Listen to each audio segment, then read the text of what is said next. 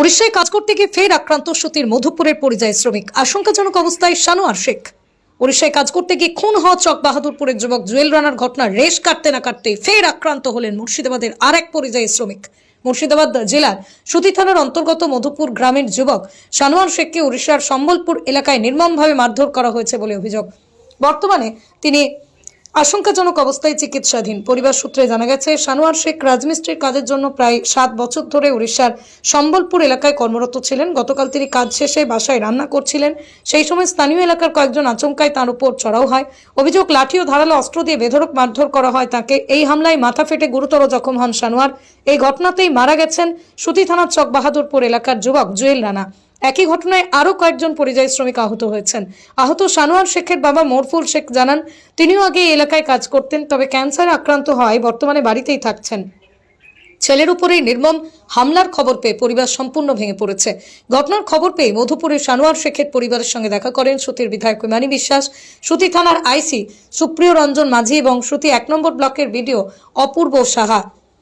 তারা পরিবারের পাশে থাকার আশ্বাস দেন এবং প্রশাসনের পক্ষ থেকে সব রকম সহযোগিতার কথা জানান। এই ঘটনাকে কেন্দ্র করে গোটা এলাকায় তীব্র চাঞ্চল্য ছড়িয়েছে, কারণ মুর্শিদাবাদ জেলার একটা বড় অংশের মানুষ জীবিকার তাগিদে ভিন রাজ্যের পরিযায়ী শ্রমিকের কাজ করেন।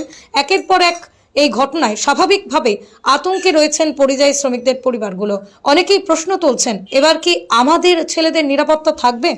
পরিযায়ী শ্রমিকদের নিরাপত্তা নিয়ে প্রশাসনের ভূমিকা আরও জোরদার করার দাবি উঠতে শুরু করেছে এলাকা জুড়ে। মেরেছে রাত্রে, হ্যাঁ, আর একটাকে মার্ডার করেছে, ফুল মার্ডার, আর আমার ছেলেকে হাফ মার্ডার, আর দুটো ছেলেকে সম্বলপুর মানে ডানিপালি ছক কোথায় ছিল, সেই জায়গাতে রাজমিস্ত্রির কাজে গেছিল। মোটামুটি 7 বছর থেকে কাজ করে ওখানে।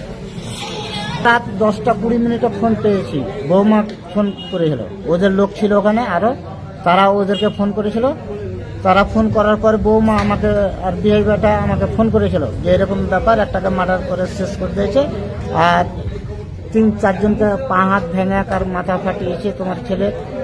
হ্যাঁ, এরা বলা বলি করে সকালে আমি সঙ্গে সঙ্গেই মেম্বার সাহেবকে ফোন করলাম। মেম্বার সাহেব আমাকে ঘুরি আর কিছু বলেনি। সকালে আমি আরেকজনকে ফোন করে থানা খবর হয়েছে।